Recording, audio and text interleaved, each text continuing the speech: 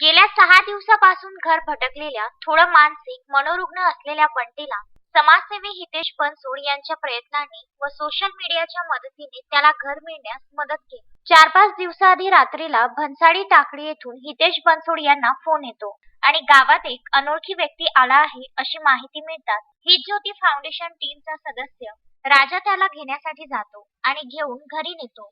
हित ज्योती फाउंडेशनच्या टीमने त्याची विचारपूस केली असता त्याने स्वतःचे नाव बंटी सुधाकर सांगितले व आईचे नाव प्रतिमा इतकेच तो सांगत होता. त्याला थोडे मानसिक आजार असल्याने तो आपला परिचय स्पष्टपणे देऊ न शकल्यामुळे त्याचा एक व्हिडिओ तयार करून नागपूरसह इतरत्र सर्व मित्रांना शेअर केला आहे. त्या मित्रांनी सुद्धा या व्हिडिओला बऱ्याच व्हॉट्सअप ग्रुपला शेअर केला आणि तो त्याच्या भावापर्यंत पोहोचला. जरीपटका पोलीस स्टेशन नागपूर येथे संबंधित बंटीची बेपत्ता असल्याची तक्रार दाखल केली होती. आपला एक छोटासा प्रयत्न आणि सोशल मीडियाची साथ यामुळे पुन्हा बंटीला त्याचा आधार मिळाला. रविवारी निघाला रविवारी संध्याकाळी नाव काय सभा तुझं? आले.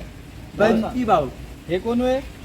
पप्पा हे कोण आहे? बली मम्मी बडी मम्मी. हा कधी हरकत सांगून दे. मामा संध्याकाळी रविवारी 10 वाजून 30 मिनिटांना जेवण काम करून घेऊन येतो म्हणून गेला तो. मग आपल्या मोठ्या मम्मीच्या घरी आला, तिथे पाणी वगैरे पिलं ना, मग तिथून शेजू त्याचा पता नाही. तर मग संध्याकाळी 12 वाजता मी येऊन तरी पोलीस स्टेशनला भेटलेलो. तुम्हाला कसं माहित झालं का माझ्याकडे आहे म्हणून? माझ्या झोपे ते माझ्यासोबत आहे म्हणून हा कसा माहित झाला? माझ्या व्हिडिओ पाहिला का? व्हिडिओ माझ्या मुलाला फोन आला. माझ्या मुलाला फोन आला त्याच्या मित्राचा हा. की व्हिडिओ बघा म्हणून. बरं. तर त्याने आता ठीक व्हिडिओ आहे ना, पाहिला. आता याच्यावर बरोबर लक्ष ठेवूया. ठीक आहे, चल बंटी. याचा आनंद हित ज्योती फाउंडेशन व्यक्त करीत आहे. हित ज्योतीचे कार्यकर्ते बंटीला घेऊन पोलीस स्टेशन मध्ये दाखल झाले असता बंटीला बघताच त्याच्या वडिलांना रडू आवरले नाही. शेवटी मुलगा कसाही असला तरी आई वडिलांना प्रिय असतो. सदर मुलाचे नाव बंटी सुधाकर बोधोले असे असून तो नागपूर मार्टिन नगर येथे राहतो. सोशल मीडियाच्या माध्यमातून बंटीला त्याच्या परिवाराशी मिळवून देण्याकरिता सोशल मीडियावर सहकार्य दिल्याबद्दल हितेश बनसोड व हित ज्योती फाउंडेशनच्या सर्व पदाधिकाऱ्यांनी सर्वांचे आभार मानले.